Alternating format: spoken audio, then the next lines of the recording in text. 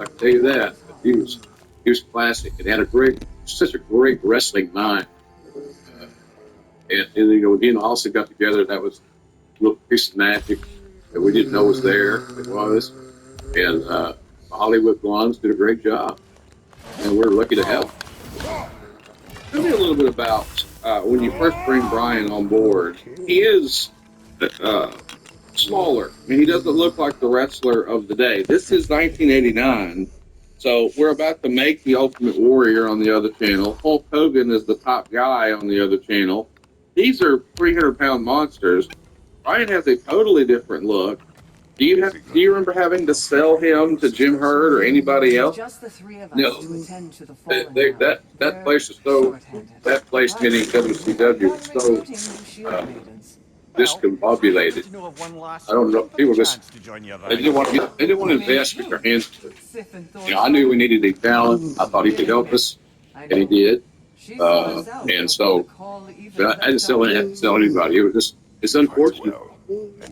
Brian quickly gained everybody's favor. He quickly showed everybody how badly he wanted to be on the team, how badly he wanted to be a star, and contribute in a big way. So when you get that combination, you bundle it all together. It's pretty amazing what can occur. So I was always a major fan of his work ethic, and he had one speed. He had that kickoff coverage mentality. Yeah, he's going to go 100. He's going to go 100%. He'll give you all he's got, and see where it goes. The first time I remember really calling a big match for him, I don't know if I haven't said thanks here with that, but was he had a match with Houston Liger. Oh my goodness! That was yeah, and it was different, and it was new, and he had watched Liger so much on videotape from Japan that he had that act down really well. And then they had chemistry, and they presented a match that was, I want to say that match was in Milwaukee. I might be wrong, but in any event, Plastic Camp, something wrong. It was really an experience to see those two guys, and they stole the show. There was a lot of top Hall of Fame like guys on that card, but Hogan and Liger's doing this, not cutting any promos, right? It's just a different feel. Everything was a different feel in that particular booking. So, but we didn't know what to expect. The match they cared about was Super Brawl 2, February of '92 in Milwaukee. It was 17 minutes, and people were talking about it like it was a classic. But here's a little fun fact for you. It almost didn't happen. Let me explain. The original idea, according to Dave Meltzer, was that Brian Pillman was going to be brought in as a heel, managed by Paulie Dangerously, who was going to put him with Dennis Condrey to create a new version of the Midnight Express. But the booker at the time, George Scott, didn't want to bring in a wrestler he'd never heard of. I love the idea of thinking about Brian Pillman working with Paul Heyman. Man, I don't think Dennis Condrey gets his flowers enough. I know a lot of people, especially at FDR, consider him to be the greatest tag team wrestler of all time. He's certainly in the conversation. Has actually been incredible. Huh? Yeah, oh yeah. Well, the influence that Heyman would have had on young Brian Pillman would be insurmountable. It was just a great combination. Here's going to find his place again. When you're the littlest guy on the football team, and you become an All-American, when you're the smallest guy on the football team, and you win a very prestigious NFL award, you know that Pillman's going to find his route. Whatever that route may be, Brian's going to keep looking until he finds it. And he finds some I don't know, just comfort, I guess. Yeah, he found what he was looking for as far as getting an opportunity to be a star. And he didn't drop the ball. He played his ass off. And again, he just was an amazing kid. Just an amazing kid. I think about him. I see a lot of people send me videos on Twitter at JRSPPQ, which I appreciate. I just never saw Brian have a bad match. You know, he always gave you extra. And that's what you look for now. This little to go out and give you extra, even though they may not be going over. The still deal is it's not exactly who goes over, it's who gets over. And Brian got over. He did get over, and he gets over when he comes in as a baby face with a bunch of music videos to sort of hype his entrance. And this all happens after Mr. Scott is let go. As you may recall, there was that whole debacle where he booked the Superdome with Ric Flair and Ricky Steamboat on top to go head to head with WrestleMania, and then thought, let's just promote it on TV and not worry about trying to sell tickets. That was a bad call. Mr. Scott was shooting the door. And that created an opportunity for Brian Pillman to come in as a babyface. And Dave would write in The Observer that he was he was getting a bit of a reputation for being more inexperienced and more quote-unquote green than he really was. But that was just butterflies. And once they wore off and he found that comfort you were alluding to, people started to say, man, this guy's improving at an amazing rate. So all of a sudden, it feels like it was stop and start, and then he's off to the races. And I think a lot of people probably take a look at a guy his size and think, hey, maybe this is our next Ricky Morton type guy, because he had a reputation for being one of the best in the business and quite strong. Yeah. Brian was kept looking for his hat. And he was provided some amazing opportunities that he took advantage of. There's one thing about getting an opportunity. The other thing is taking advantage of it and making it work for you. And make it work for you. The George Scott thing, I don't want to use somebody I don't know. Well, you should know these guys. Right? You get to know them.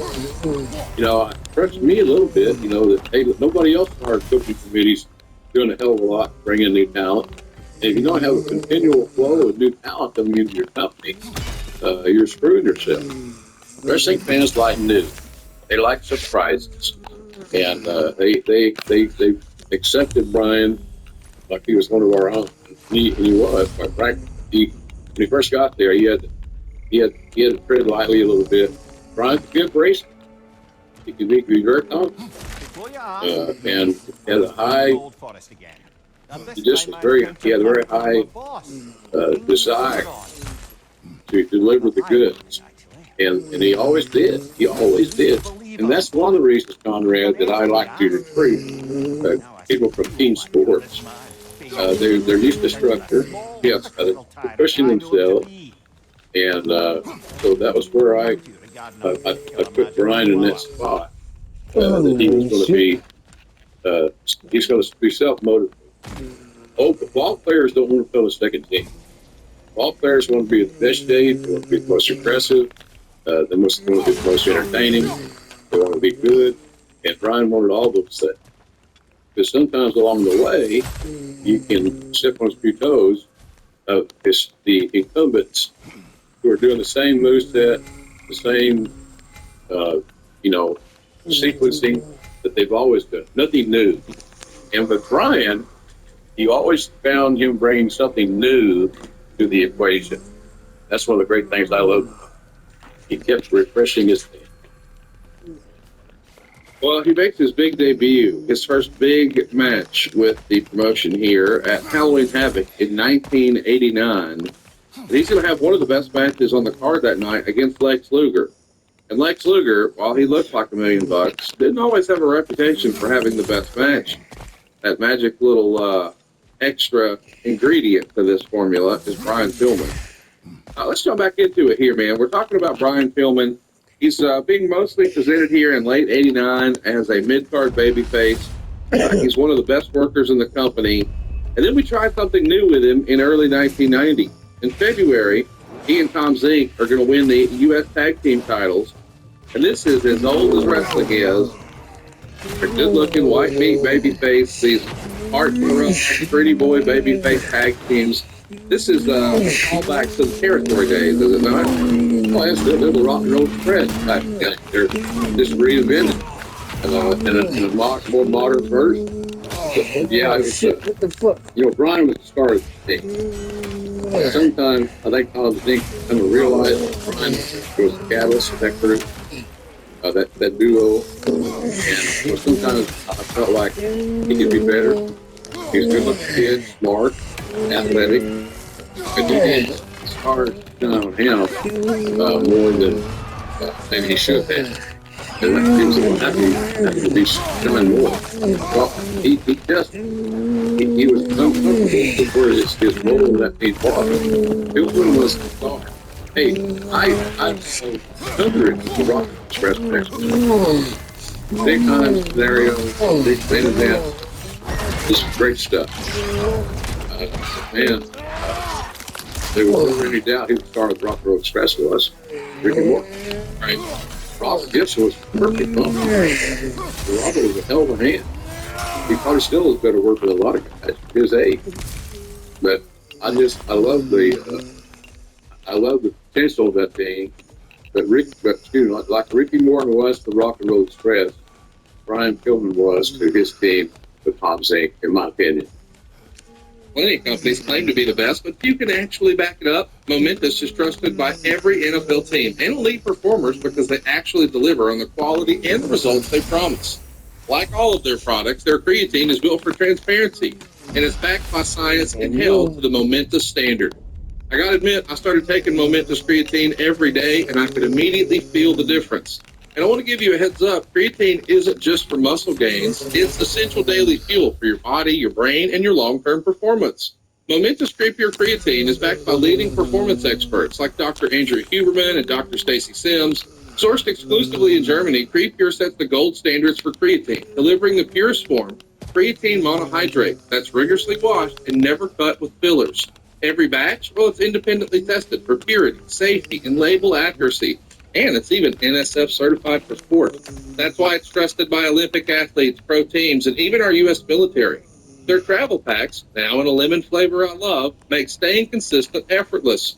They're naturally flavored, perfectly portioned, and an easy opportunity to mix with water anytime, anywhere. With over 2,000 five-star reviews and over 112,000 customers who've seen the results firsthand, you should try it next. With Momentous, you see the fundamentals are done right. Right now, Momentous is offering our listeners up to 35% off of your first subscription order with the promo code JR. How about that? Go right now to livemomentous.com and use the promo code JR for up to 35% off your very first subscription order. That's livemomentous.com, and the promo code is JR. It's also reported that Brian Pillman is becoming almost like the personal protege of Ric Flair, and they even had a famous match on Saturday night that drew the largest audience ever to watch that program. That went down on February 17th, 1990, and that to me is that's a telltale sign.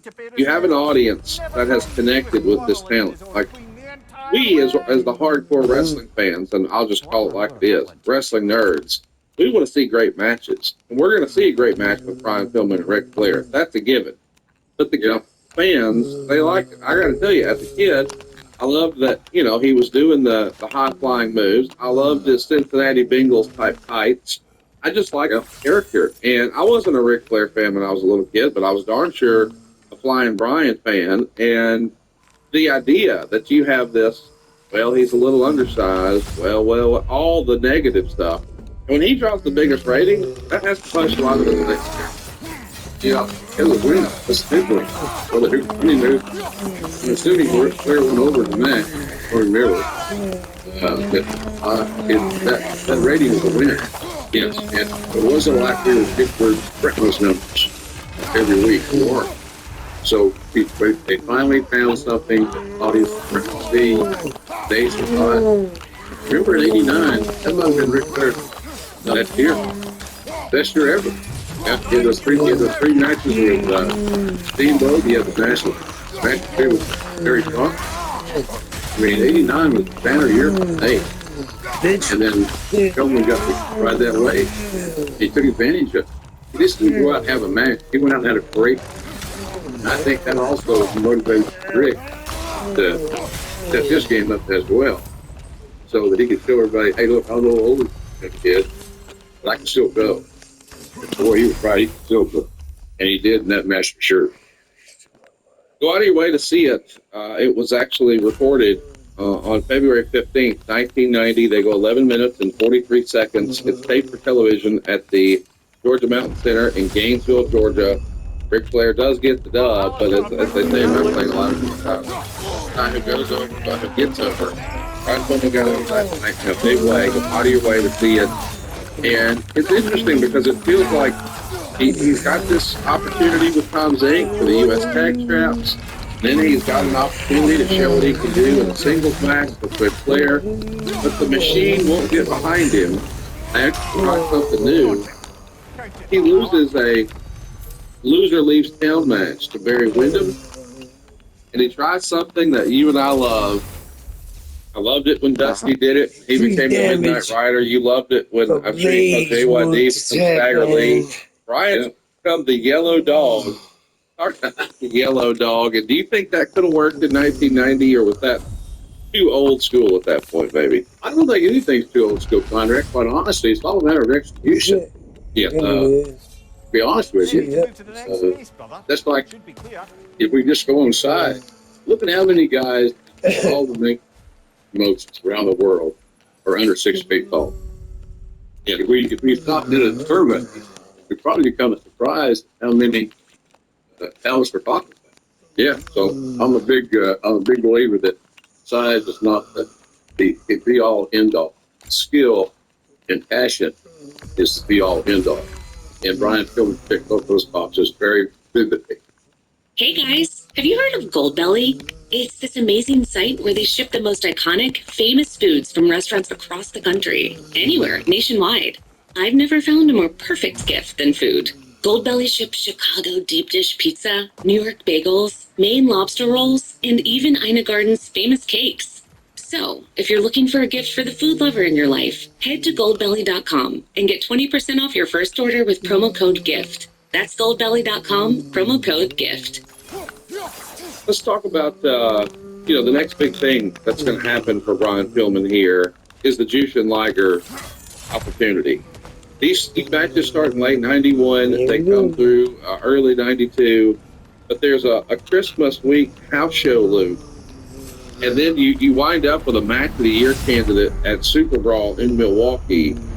And I think you could take a look at that in early 92 as we said in February in Milwaukee. That feels like, I'm not going to say it's the precursor for the cruiserweight division, but it feels like it's ushering in a new style. What we have seen by and large have been these big, thick, lumbering men. On the other channel, we're seeing guys like One Man Gang, King Kong Bundy, Hulk Hogan, Andre the Giant. Here, something totally different. And you can say certainly that Tiger Mask and Dynamite Kid were doing it before. This is happening on U.S. television. And in a big way on a pay-per-view. And when people start talking about this is the best match on the card, that's great for Brian Pillman, Absolutely. Yeah, he got the fun. He got the game. He got the game, a meaningful game, not just Halloween. He got the game when the game was still undecided. And he carried the ball, and he did great. I mean, he just was, he took advantage of every opportunity. It's like a football player finally gets you a chance to get on the field. He got on the field, he got in the game, and he took advantage of it. And that's what more talents need to realize today. It's like this weekend, in Vegas. I hope those kids realize what an opportunity they have to raise their game and the perception of their game in these big, high-profile pay-per-views like the AEW produces and will produce again on Sunday. It's also a match that's going to catch the attention of Kid Fry, and that's what really matters. On the heels of this Super Brawl opportunity with Jushin Liger, he gets a $225,000 contract over the next 3 years, and that deal at the time was considered big money. Let's remember, this is a company that is losing money every single year. They've yet to turn a profit. So they're trying to cut costs and mitigate costs where they can and mine those dollars and cents. Now, here's a guy who doesn't look like Hulk Hogan or Lex Luger. We're giving him, now listen, $225 is good money today. $225 30 years ago, an incredible deal for Brian Pillman here. Yeah, where you want to keep him happy, keep him there against the 3-year commitment that the company was making Brian at $225,000 mark. Look, he'd earned it. We wanted him to stay, just to trying to fit into the marketplace for the right number. We found the number that he liked, and so that's what we signed him to do.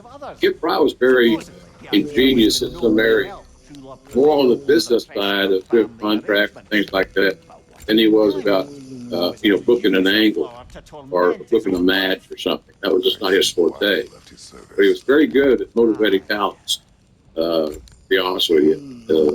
And what motivates talents, Conrad? Cash and create.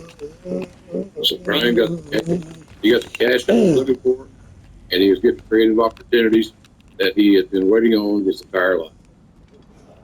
And I wish I had a record scratch sound effect, because then Bill Watts comes on board, and it's been said that he was in charge of trying to, we got to right size the books, boys and girls. We got to run a P&L. We got to get rid of this red ink. We got to find the black ink. And unfortunately, this brand new contract that Brian Pillman had for $225,000, a lot of people felt like that became a bullseye. And you're really tight with the Cowboy. I know you think a lot of Brian.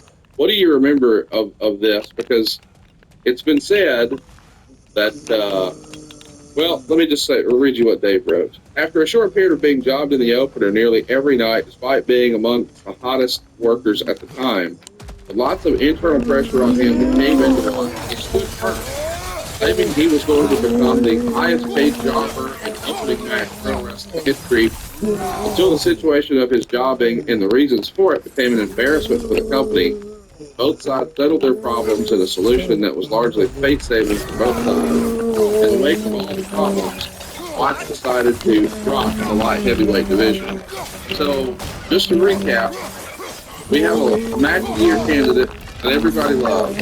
We decided we're going to spend more time on this. We created largely this division for these two guys. We signed this talent to a really big contract. There's a change of leadership, and as this happens a lot, when the new ball coach comes in, he wants his people, he wants to take his groceries. Also, too, we're hemorrhaging cash, and that's Watts' priority is we got to right the ship. We need to be a profitable business. Brian Pillman was not willing to let that money go, and this has become a famous story. I'll be the highest paid jobber in history. What do you remember of this? Oh yeah, he talked about that. He was trying to protect his money, and he was at a number that he liked.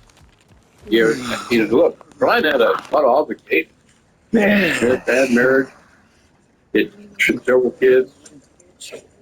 He just had a hell of an agenda, personal agenda. He had to maintain and take care of. So I was never against Brian. I was always against the junior heavyweight light. There's never been a great junior heavyweight since Benny Hodge, because Hodge was the best. Because he was an Olympian, 3-time national champion. He never lost in college. Every bit of publicity you want is PR Hodge to provide. But there was no way to follow that act. And so having a junior heavyweight title, a cruiserweight title, I hated all of them. Because it brought you down a notch, I think. And I remember talking to Philip at that lot. It's just not going to work. These odds are over. People want to see athleticism. They want to see movement. They want to see explosiveness. And Brian had all of them. Cowboy was just moving bad with this part. That he probably had never paid anybody, including Junkyard Dog, a guaranteed $225,000 in Cowboy's career. So he was but he was serving those two things. He was serving his own conscience because the kids get overpaid. But the way to look behind it and let it go. Right. $225,000. They're going to put a big link on the kids' budget. And go pick out one of your friends, youngest stars, and single him for out. It was bad to see. I love Phil. He had a birthday a while back, just a couple weeks ago. He's in his 80s. God bless him, still alive. slowly going, talk to him every now and then. It's always fun to talk to him. And, he's still got his opinion. Yeah, and some of those old guys, you're just not going to change their opinion. But I think that's what helped me maintain my longevity. So I've always been willing to change. But listen to people talking about it. But Cowboy didn't have that patience. I didn't learn that patience from Cowboy. But Brian, you just one of those things without a kid like Brian Kilmer, he's going to be one of your top stars. As far as I was concerned, Brian Kilmer could have been the champion. Right. I really believe. But, he just Cowboy picked the wrong hill top. And Brian was defiant and very confident. So he called it that. He really wanted to walk. And he was quality of that. He does. And sometimes that's good, sometimes it's not. They would start out WWE back in the day. I got to talk to them. They're all slowed up. And you're going to talk to the man. You're going to meet the person. It's not their brother. Because they ain't going to work for it. You're going to be out for it. So I don't care how, you know what to do. Don't take my, tell what I, if you do whatever you think you need to do. Not always be against it, and you're going to have persons going to visit. He's upset. And it always looks about what the thing, he thinks about it. We talked about it. Yeah, that's it, though. Yeah, so, I was probably more post-filming, as much post-filming, often as never got helpful, that I saw respect on this end. But he was bigger. Brian still got painted that damn small guy glove. And that's just really wasn't fair, taking their guilt.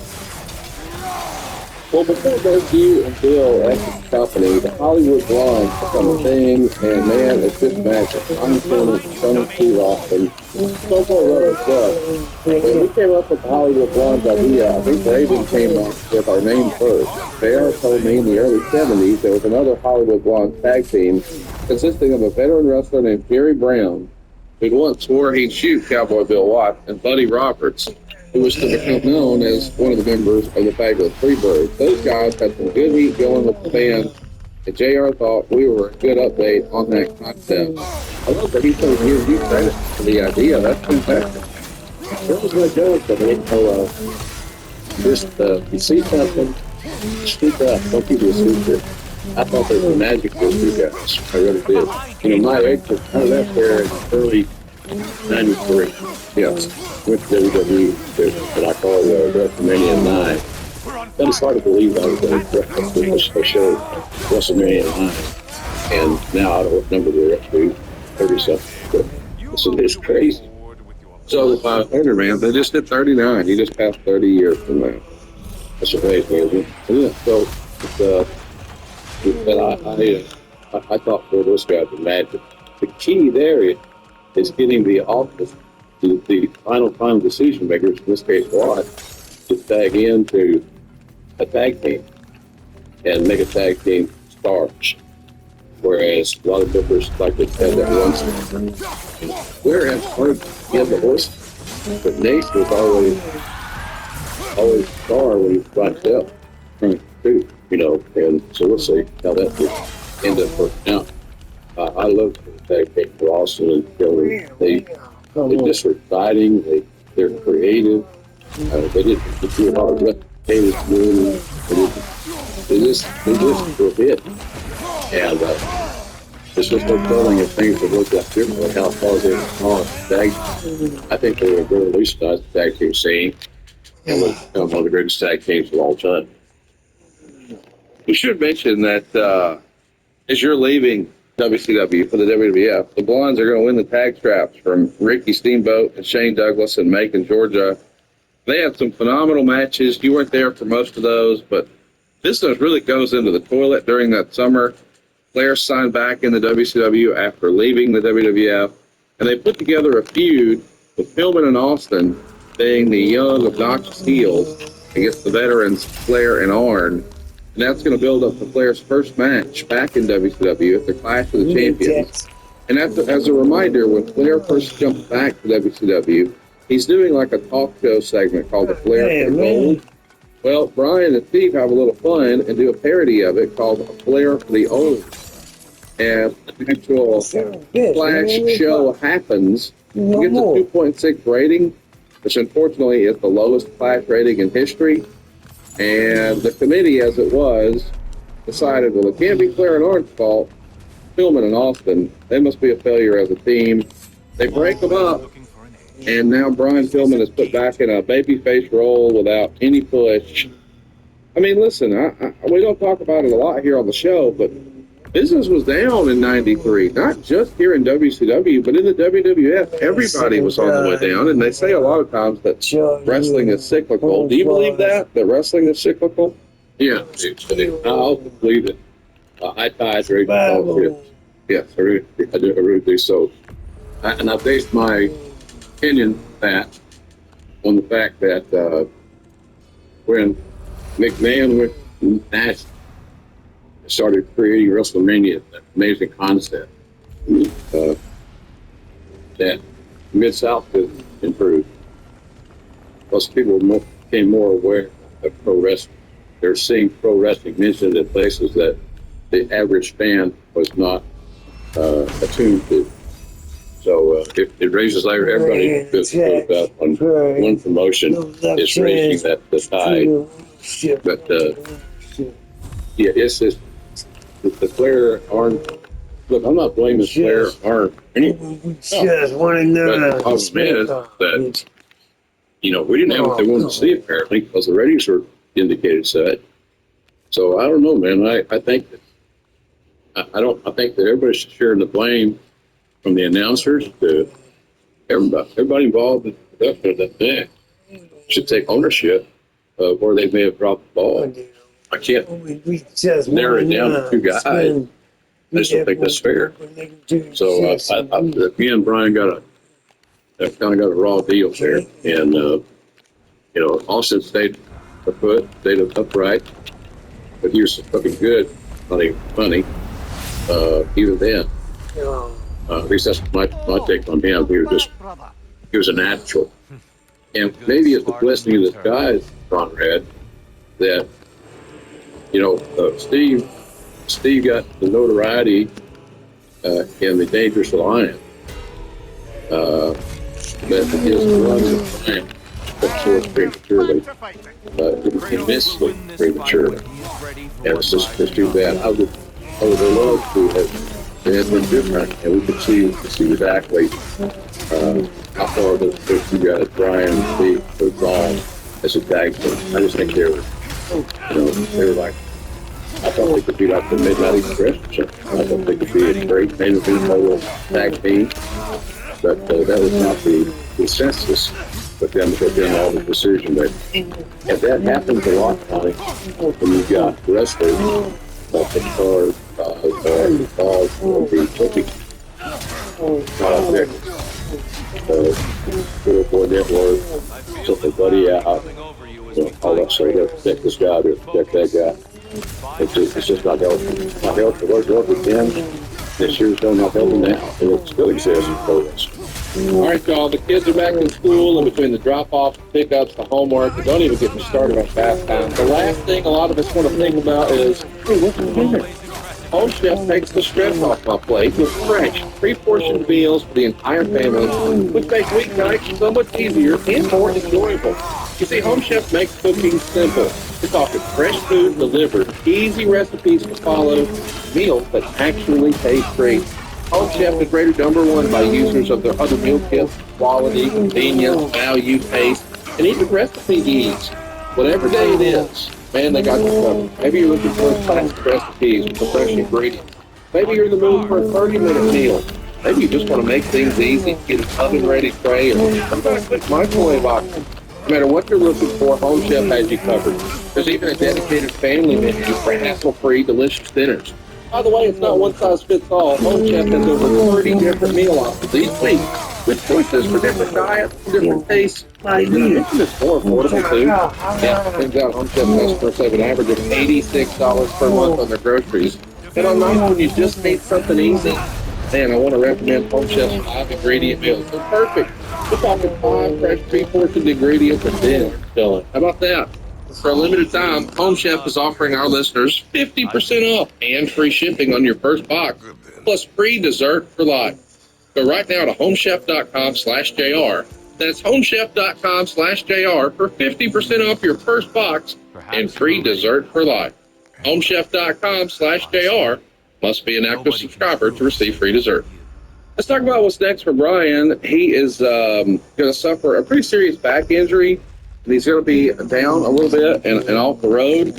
We'll bounce around some various fights in WCW, but then he has the first ever match on Monday Nitro, so that's a nice little trivia note. And then who else would be his opponent other than Jushin Liger?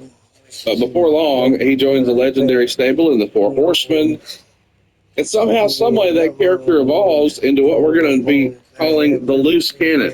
And Bischoff wrote in his book that Brian could be a very dark person to be around, depending on where his head was at. But he could also be a lot of fun. He had a great mind for the business. A lot of guys have a good imagination and can come up with ideas for how their characters can be used. But only a select few can do that for other characters. And Brian had that ability. He could look at other people and come up with ideas to enhance their character. Brian came up with an idea for an angle where he could portray a character who might do just about anything at any moment, a character totally unpredictable, on the verge of snapping at any given moment, who might just be a little crazy. I really liked the whole loose cannon thing. It went directly to the philosophy of doing things differently and continually surprising the viewer. Is that a fair description, you think, of Brian, that he could be creative for other people? Absolutely. That's an art. It's something you don't find very often. But that's Eric's depiction of Brian Phillips spot on.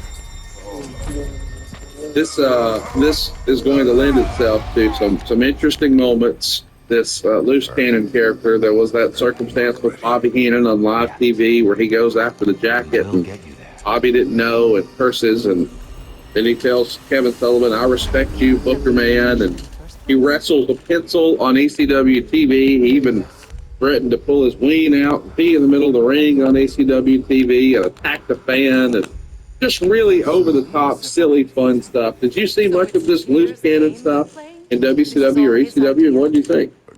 Oh, he and I would chat about what he was going to do. I think I was a sounding board for Brian because he knew he could press him. He knew I didn't want his job. And so, but we would chat about it and laugh about some of the things. You know, I don't know where we are on our goat. Now, he had this idea to upset the field choke Super Bowl. Oh, wow. He was going to chain himself to the goalpost and padlock himself. And there's going to be a stunt, publicity stunt, obviously. So that was one of the things he wanted to do. And that was at the Super Bowl. I remember running into Brian. I think Vince and I were together at a television convention, maybe NAFI or something like that. Brian snuck in, got in the field, and he was just going crazy. He was in character, and he go over and hug me, but he stayed in character. He whispered in my ear, "You know this is a work, right?" So I kind of get the little squeeze. Yeah, I got it. But, you know, he went up to Vince. "Vince McMahon, you motherfucker, me, Brian." You know, all this stuff. So he had balls. Vince didn't know that was coming. Vince asked me, he said, "Is he working?" I said, "What's he doing?" So he's looking for work. And he's trying to create awareness of his character and who he is. And Vince thought that was kind of balls. It's hard to not like Brian. It really, it's hard to not like him because of that amazing passion that, and you don't want to. It's like somebody told me managing talent, like managing horses, is that you got to let them run. You can't not let them run. That's what they're born bred to do. You try to put a bit in their mouth and restrain them. you're retarding their growth and their productivity. And there's a lot to be said about that philosophy. I believe it to be true. You know, you get an explosive athlete. You get a running back run a 4.3. What are you going to do? I'll give the ball. That's one idea. That's where you start. Always give you the ball more. So if you can't break some of these 4.3 time test pads. So Brian did a lot. You know, we passed one of the funniest things Brian ever did. You know, we were in Columbus, Georgia. They had 2 stalls in the men's locker room. And he comes running to me. You got to see this. You got to see this. What is it? Come on, come with me. So he took me into the men's restroom. I can't remember. I'm trying to think about this. Who was left to be the guard? Sergeant at arms to guard the turd.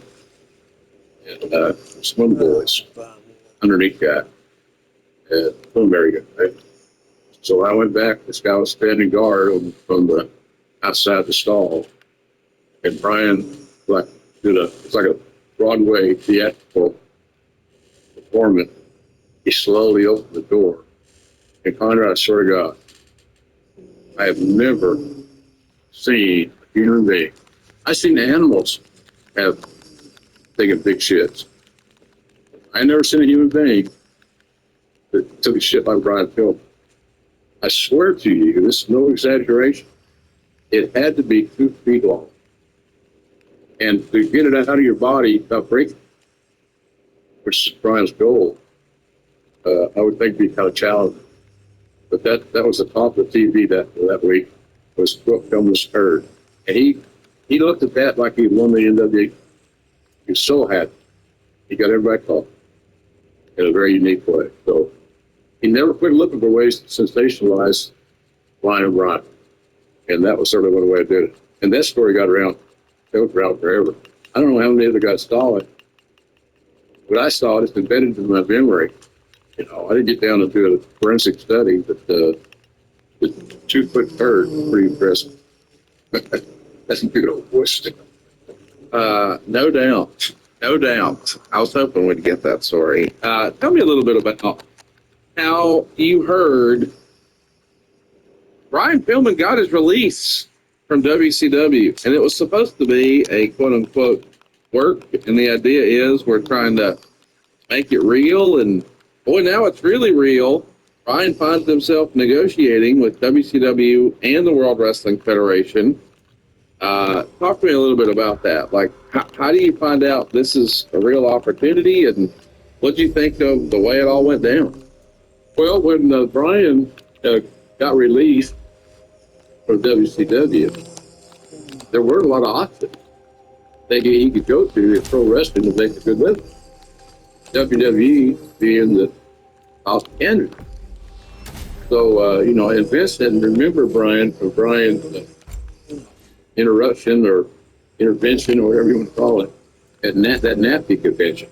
Right. Where Brian was talking loud and, yeah, MF and this, MF and that, all that. And Vince, I thought that was cool. Running in balls. And it wasn't intimidating. Play his cards. So, I helped negotiate that deal with Brian. And it really wasn't hard to negotiate. You got to do where his number was, the ring. So he had another chance there to get back in the game. And Vince is going to give him a good shot at getting over and contributing as a main event level guy. And that was all great, well and good until he had a motor accident. And that didn't help the cause greatly. God bless him. He said, I feel so bad for him. Because that was a serious piece of business. Serious piece of business. So anyway, I just, he couldn't catch a break. And that added to his consternation, that added to his angst and stress.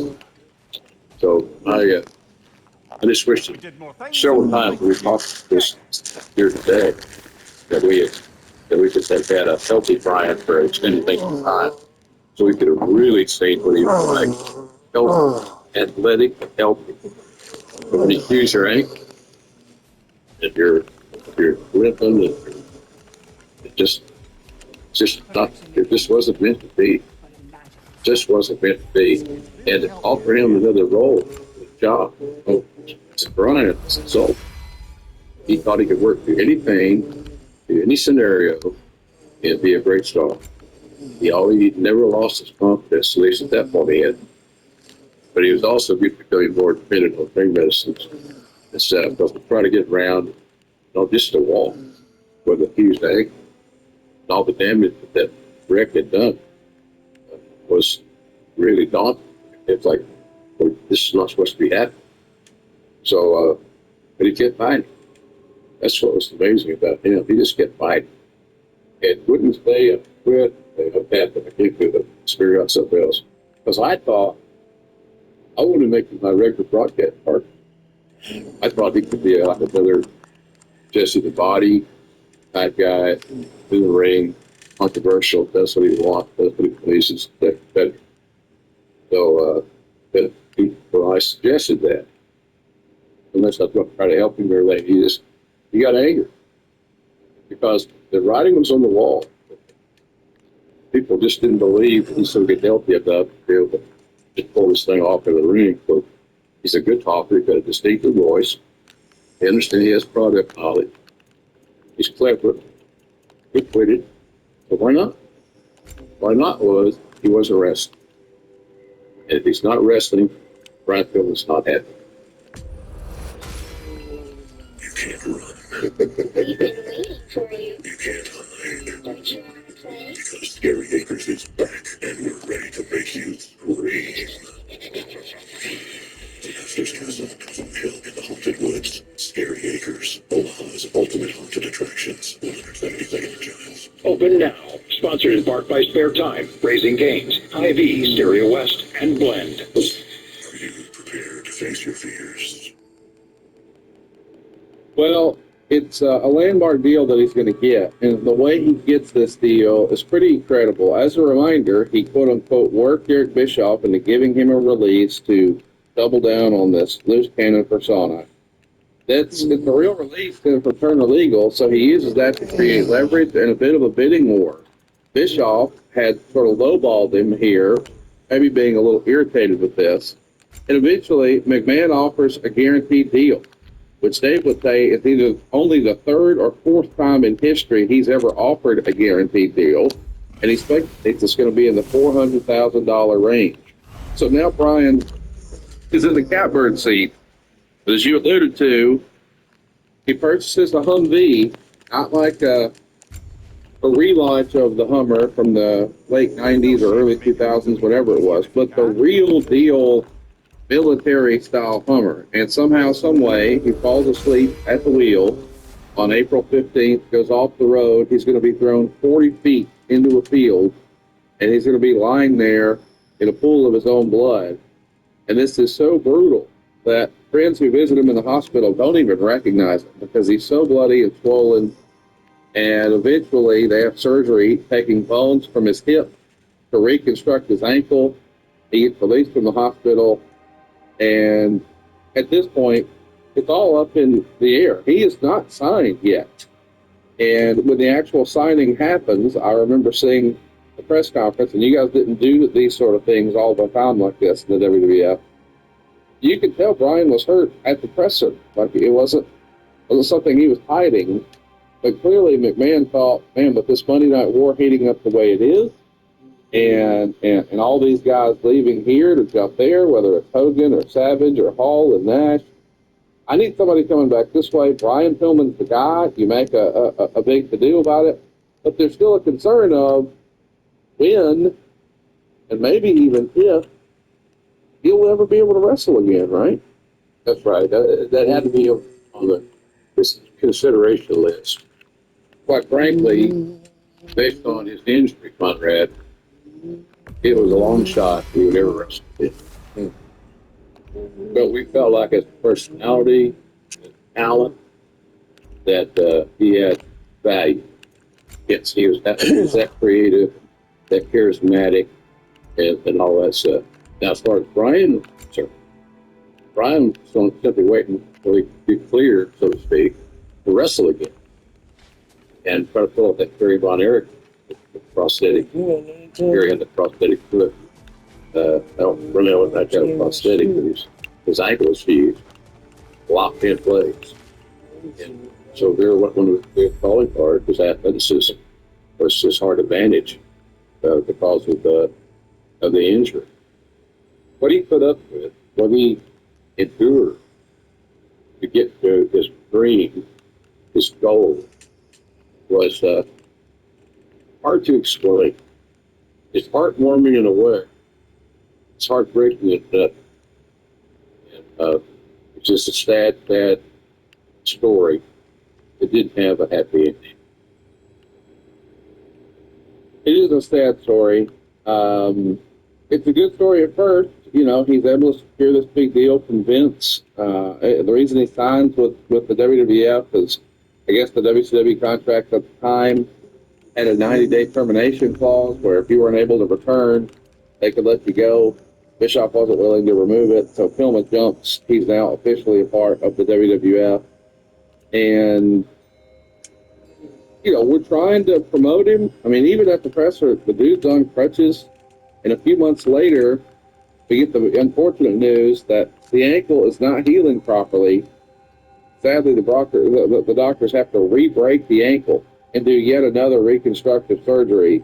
And they're going to fuse his ankle into a walking position. Listen, we've talked a lot about cash and creative, but I'm curious from Vince's standpoint, he's got to be getting frustrated with this. Like, man, did I get sold a bill of goods? Is this ever going to work? Am I ever going to get a return on my investment? Was Vince frustrated with this? Well, I think he was anxious to see what's going to work. I don't frustration. At this point, frustration might be a little heavy. Okay. But it was, he was going, Vince, meaning he, was going in that direction. Frustration. Is this going to work? I bet on this kid, and now, is this going to pan out? It doesn't look like it's going to pan out. So, but the more you talk about it, the more Brian tried to make it happen, make it work. So he was going through a lot of pain just to get a ring. I don't know. It was so sad. He wasn't the same person. Because his lifelong dream, he'd always been one of the best athletes on the field, no matter what field he was on. He lucked him out. That fused ankle just was the kiss of death in a lot of ways. And it defined him in the eyes of many, but unfortunately. My point of saying this, Conrad, is that Brian Pillman is an intellect and his aptitude for the pro wrestling business could have been a great star. And you don't have to be a wrestler to be a great star or a pro wrestler. You could be a broadcaster. You could be a man. There's a lot of things you could do. You could help writing TV or because of his creativity. So it was just hard to see that vibrant, athletic, devil may care, devil face every challenge head on to where he just couldn't do it. But he didn't want anybody to know that. That's how it worked. You always wondered, all the stuff on TV, was he able to go or not? How much longer can he go? I think he realized finally starting out on. I remember one time I was I'm like for a conference show. Seemed like Seattle, Portland. I was at Connecticut. I was on the phone with Jack Lance with Wayne Acre. To go over the line up, order of events, finishes, all those things that we did. And he called me back about, because on the town had not arrived yet. So Jack called me back that going all screwed up there, or we meet. I said, so you're saying that you think he is over-medicated? Yes. I said, do you believe that he's safe for that have a thing? Can't do it. If he gets sued, we got no leg to stand. We knew he was prepared, so we put it out there. Hey, so he ain't gonna wrestle. And then I'm gonna have a drug guy. So Brian could be in the box. And then my phone rang again. This other friend, he thought I'd be crazy. Can't believe you do this to me. After all we've been through. You're like my big brother, blah, blah. And that hurt my feelings. Made me feel even sadder for his situation. I was never mad at him. He had drug and alcohol too. He just trying to mask his pretty pain from Fred. That's all. He like a lot of guys. He went a little overboard for his medication. So he was distant for a few days after that deal. I don't know what he's going to do. We had to figure out what was going on. And he felt the drug test. Wow, that's a revelation. So he felt the drug test. And that started another break that we had to travel. It wasn't pleasant. Life happens fast. 1 minute you're driving home after work, the next minute you see flashing lights in your rearview mirror. Your heart skips, your hands tighten on the wheel, and you start asking yourself, what do I do now? That's when you need someone on your side. And with the Legal Buddy app, you can connect with an attorney in seconds. Not days, but right when you need help. Whether it's a DWI, a car accident, a criminal charge, or even just a traffic ticket, the Legal Buddy app puts real legal support right in your pocket. Imagine having an attorney on call, ready to guide you through some of life's most stressful moments. This is not a call center. It's not a waiting game.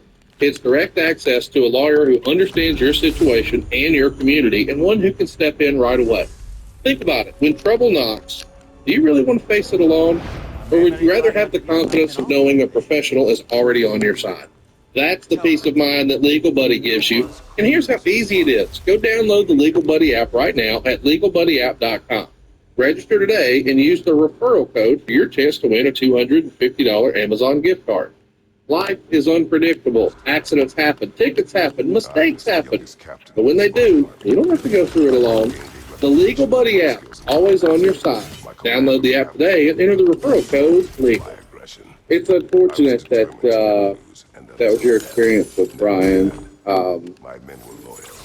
His ankle injuries obviously wound up getting the better of him, and we at least find a way to turn it into a storyline. I suppose if you know you're going to have a surgery here in late 96, might as well turn it into a storyline. I'll never forget at King of the Ring 96, when Pillman is walking to the back down the aisle and Austin is on his way to the ring, they just exchange a glance that's, I mean, if you weren't paying attention, you'd miss it. But we know, as longtime wrestling fans who watch all wrestling, that those guys were tag partners on the other show, and they just sort of just looked at each other, and it's an acknowledgement.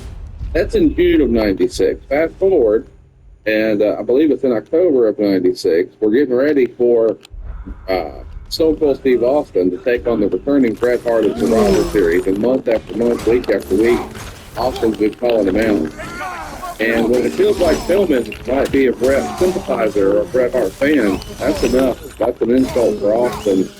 He destroyed Pillman's ankle in storyline in a folding chair, and they even referred to it as a verb. He's going to Pillmanize his ankle rather, and this is well done. I mean, it was a Superstars angle, so it was done on the weekend. It's not on Monday Night Raw, but I remember it being really cool, and we know what it's going to lead to.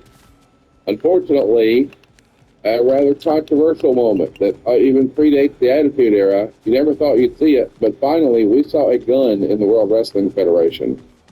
Once he had surgery to repair the ankle that was quote-unquote explained with the Austin attack, really didn't have anything to do with it. Austin's going to break into his house here in Walton, Kentucky, and his wife, Brian Pillman's wife, Melanie, will be there, and they're going to tease that we don't know what's going on, but when Pillman pulls a gun with loose transmission, you've seen it all in wrestling. Did you know at the time this ain't a good idea? Yeah, I thought it was too much. I thought it was unbelievable. You know, pulling a weapon, you know, that you ostensibly kill someone with. It's a little too far for pro wrestling. Not big. So, yeah, I thought it was way overboard. But two of my favorite people endorsed Gilman and Austin. All right, so what am I going to do? I talked to him about it. If it's going to work, but it's totally unbelievable because it's beyond the realm of possibilities. Nobody's, of course, their defense, nobody's done it. big deal. Let's give it a shot.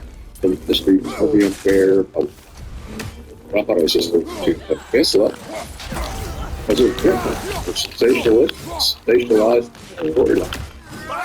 And it was hard to swallow. Yeah, because I just thought it was